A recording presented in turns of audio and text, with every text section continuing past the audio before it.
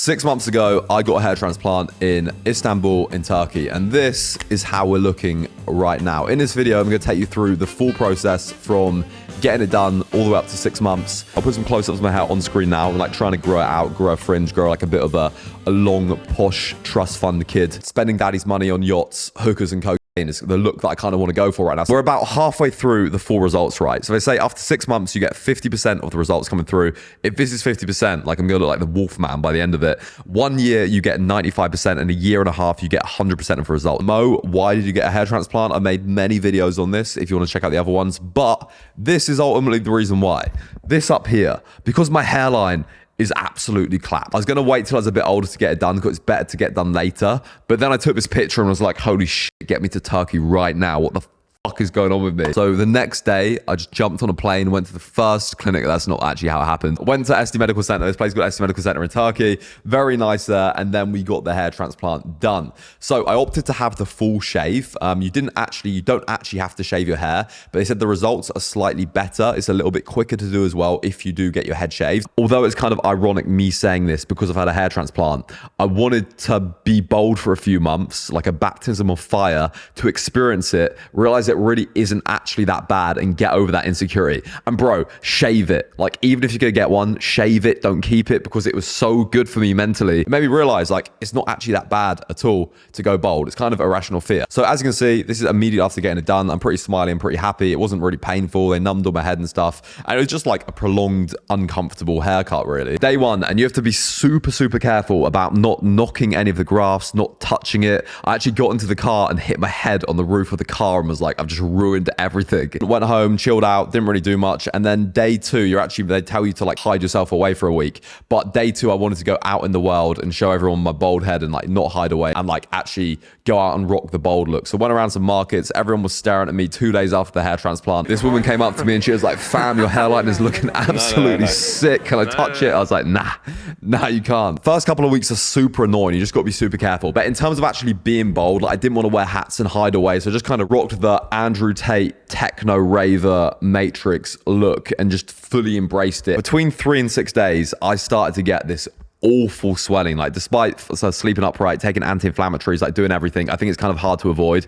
I got this like mega mind level. Like, look how big my head looks. And when your head's swollen, it actually stretches the skin, so it makes the hairline look a lot higher than it is. And I was like, oh shit, have I got the hairline in the wrong place? It looks basically the same, but basically there's so much fluid under your head that it actually like moves the hairline up when your hair is swollen. The first 7 days, you can't really do much. You can't smoke, you can't have sex. They say you can't have sex, but how much of a difference? They told me not to have sex a week before getting the hair transplant. I was like, bro, what is that good? So immediately afterwards, it's no sun, no smoking, no nicotine, no alcohol, basically nothing fun, no sex, nothing that might knock out your hair. You can't bang it. You got to be really careful because you can actually like dislodge the grafts. It actually cracks me up to see the amount of people like looking at me and trying not to look. To be fair, I think it's barely noticeable, to be honest. One thing I didn't want to do was just stay inside, hide my bald head under a hat, and kind of like live in this insecurity of being bald. So I made sure to go out, rock the bald look. I probably went out a little bit too much. Like, you're not meant to get it in the sun. I tried not to get it in the sun, but 6 days after getting it, I actually moved to Thailand. So I flew straight from Turkey to Thailand. If you're ever in Bangkok in Thailand, go to this place called Happy Birthday Cafe. Like, it's pretty cool, but it's like they had a sense that I just had a hair transplant and they're all like trying to rip my hat and like tug on it. So I was like, yeah, it's probably not a good idea to be here. In the first 10 days, you cannot sweat. Like, it's really important not to sweat. I was actually really worried about traveling to Thailand because it was going to be so hot and I was going to sweat and then all the grafts are going to get infected or dislodged, and I was really concerned about this. But after about the 10-day mark, I started to go back to the gym. You can actually start sweating again. I started to train, and then after about 12, 14 days, I started to train properly. The clinic said to me, like, different clinics say different things, but the clinic said to me I can't train for a month. Obviously, going to the gym is my job. I can't do that. I can't not train for a month. And there was a paper as well that I read that showed that grafts are fully set after about 9 days. There wasn't any cuts or open scabs or wounds after that point as well. So it's like, okay, I'm probably not going to get infected. 2 weeks in, we're living in Bangkok. As you can see, you can obviously tell I've had a hair transplant, but it isn't looking awful. Like if you glanced at me, you probably wouldn't notice it. It's only if you actually like looked at me and made eye contact would you see it. So I was pretty damn happy with the results up to this point and how I was looking. I actually started picking the scabs after about 2 weeks as well in the shower, which is really, really bad. You're meant to get the scabs off, but equally, like, I was so worried about pulling out the grafts. I got to a point where I was just like picking them all off. I couldn't stop picking it, but I don't think I actually pulled any grafts out. I was very careful about it in the shower, and you are meant to scrub them off. I think I say after about 2 weeks, but then at 14 days, I started to lose some hair. It gets a lot worse before it gets better. So you go through this thing called the ugly duckling phase, which is basically where all the transplanted hair falls out. And I was like, I've avoided it, but I didn't avoid it. I'll show you guys in a minute. After 2 weeks, I also got my first haircut, and I cannot tell you how much better it looked and felt getting some shape put into it and getting a bit of a haircut. Even though it's like super short, I started to get weekly haircuts in Bangkok just because it made it look like a million times better and made me feel more confident and like happy with the way that it looked. So you can get a haircut after 2 weeks, but you have to be super careful. They can't touch any of the region that got transplanted in, and you can only get it done if like it's fully healed around the back. There's no open wounds. 2 weeks to a month, it's not looking great. It's looking pretty bad, but you can kind of resume everything, do everything as normal. You can train, you can swim, you can go in the sea, you can do all that kind of normal stuff. You just got to stay out of the sun. And this is like the worst phase visually in terms of how it looks. After about 1 month, it had all fallen out. Like all the hair that I had put in had fallen out. And as you can see, like it's just bare, man. You can see the regions where my hairline would be if I didn't have the hair transplant, kind of like how far back it goes at the top on those regions. And I was like, shit, like what? There's like 3 hairs left there. What if it doesn't grow? Week 5, looking pretty bad. But I knew this was a thing. It's basically shock loss, the shock of actually the hair being moved. The follicle ejects the hair, and then you have to wait for it to grow through the skin and grow again. And this process of it growing through the skin over the next maybe 2 up to month 3, it was so itchy, man. I'm in the gym here training in Bangkok. As I turn my head, you can kind of see like the areas where they took the hair from. One of my worries was that there'd be a lot of scarring on the back of my head that would like never look normal, that I wouldn't be able to have a skin fade. And you can kind of see like it's quite red. It isn't growing normally. It looks like a little bit all over the place, but I trusted the process. I knew it was going to be all right. And it was starting to kind of like that redness was starting to go away, even though the new hair wasn't starting to grow through yet. A massive misconception is that you can get a hair transplant and you don't have to take anything for it. You need to be taking finasteride to stop the root cause of the issue, or something to deal with the DHT. So something to stop that DHT in the scalp, which will continue to recede your hair even if you've had a hair transplant. So super, super important to take that.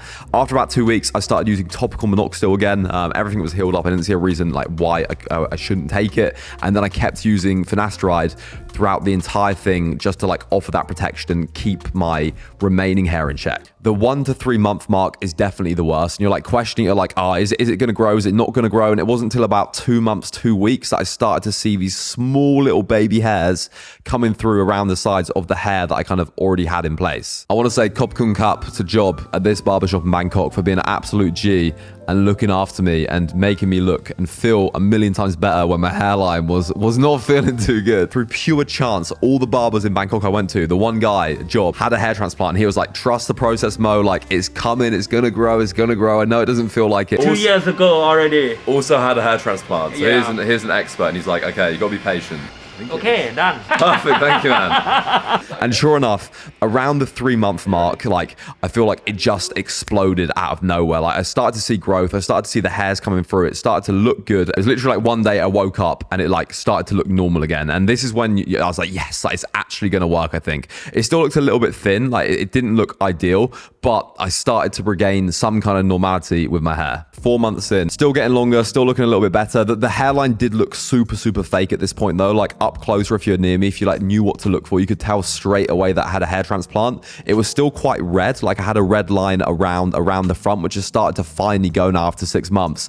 I was a little bit worried that was going to stay, like that was going to scar. 5 months, it's growing, it's getting better, it's getting better. I think the main thing is just like stay on top of the haircuts. If you want it to look good, like keep the sides short, keep them shaven, and then 5 months into 6 months, and it's looking pretty damn good.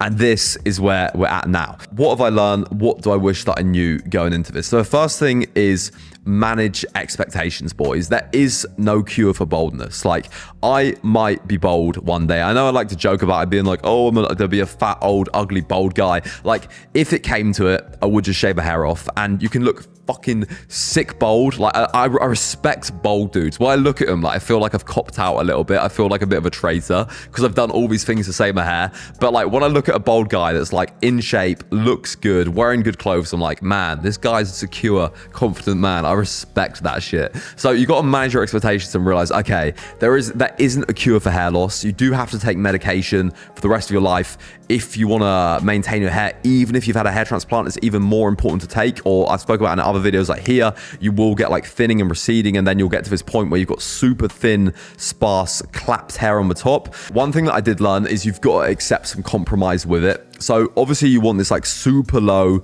super sick, like youthful looking, rad, like it's kind of like an Italian, like prime genetic looking hairline. Like every man wants this, guys. I'm gonna put Andre on screen because Andre is just like the pinnacle of man with like sick hair. No matter like what he's taking, what he's doing, he's got like sick hair, sick skin. Big up Andre. We're not all that lucky, so you got to realize you've got to make some compromises in terms of like the way that you would like it to look in your ideal world and what's actually practical and optimal for you. So I could have gone and got the hairline dropped super low, the temples completely filled in, but it might have actually only stayed like that for a few years. And then in 10 years time, when the rest of the hairs continue to go back and recede, even if I'm on finasteride and doing microneedling and PRP and other things, like it's not guaranteed to protect your hair. You will still lose hair.